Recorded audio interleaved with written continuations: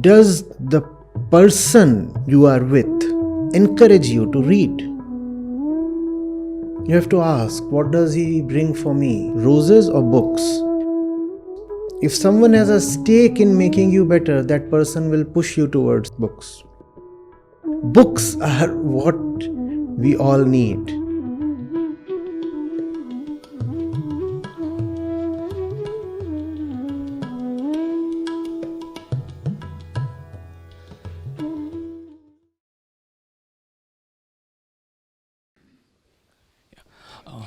Good evening, sir.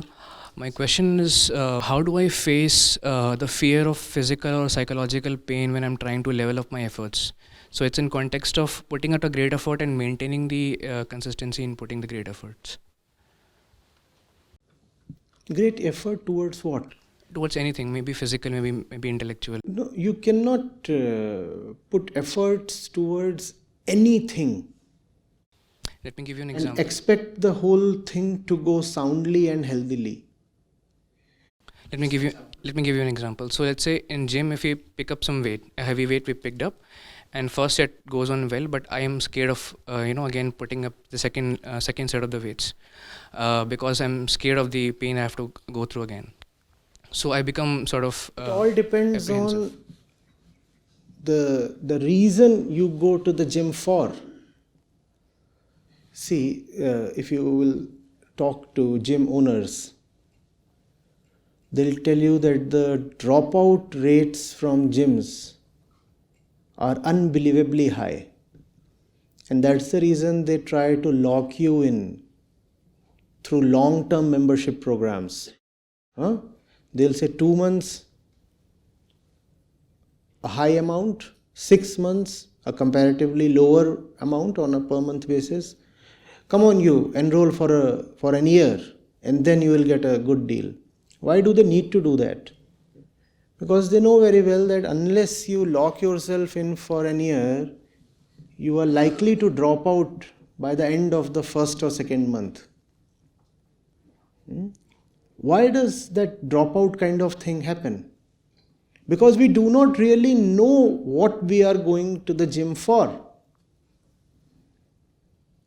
And that's the reason why there is then demotivation and lack of energy. Do we have clarity of purpose? Do we have a goal worth striving for? And if you have that kind of a compelling and beautiful goal, the goal energizes you. The goal keeps you on track. The goal makes it impossible for you to drop out. Now, without having a goal of that sublime quality, if you still want to keep striving, it will become very difficult for you. And that's the reason most people find themselves short of energy and enthusiasm. Please think why most of our resolutions go unfulfilled. I resolve to do this, and at the moment of the resolution, it appears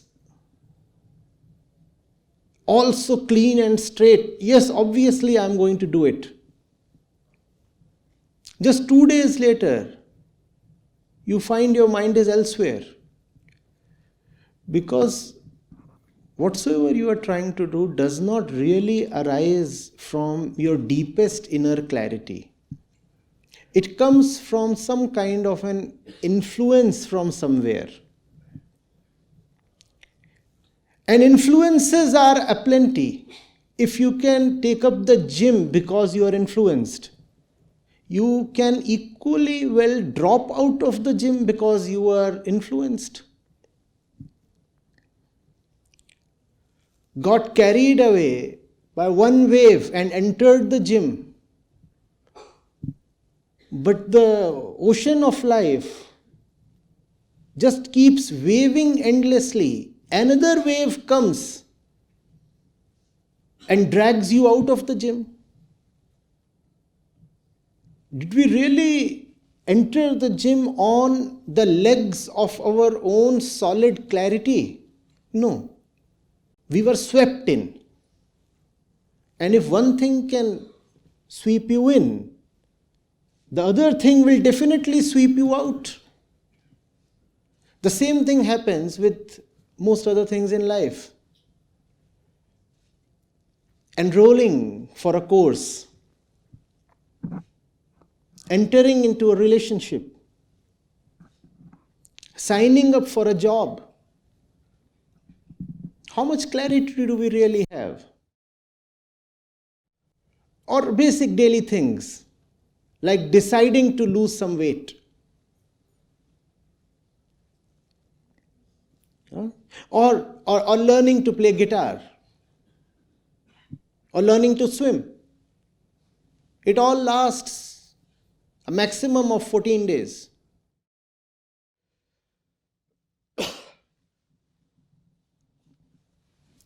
And life keeps presenting us with such evidences, and yet we do not bother to stop and ask what's going on. Are these desires even mine? All targets are desires, right? Are these desires even mine? And if my life is a continuous sequence of actions aimed at desires, then is even my life actually mine?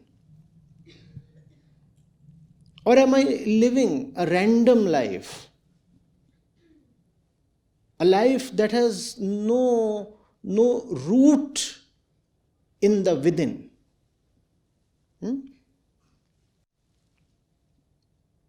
Then in some sense we are not even alive.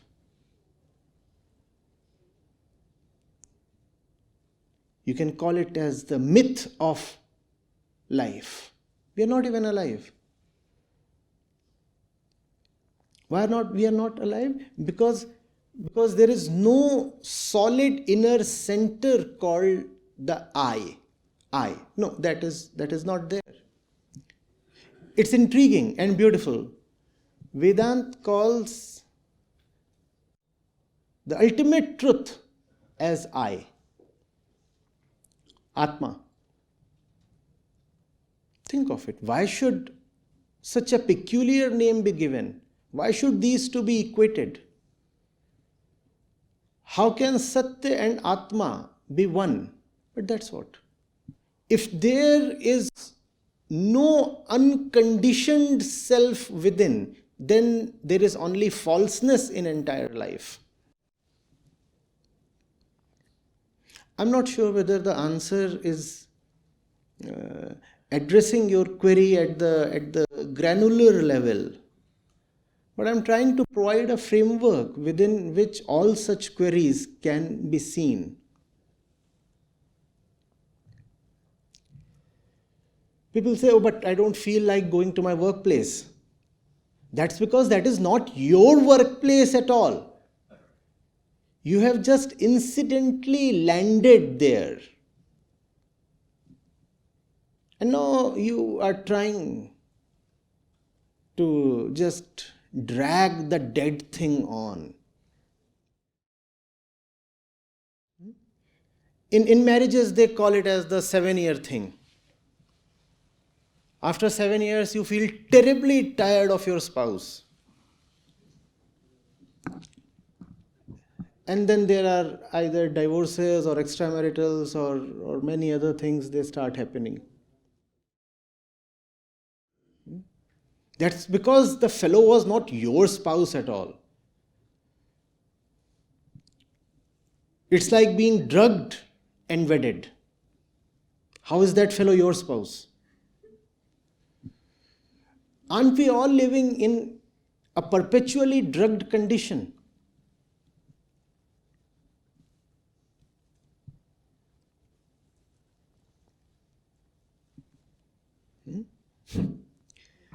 So, questions to think of.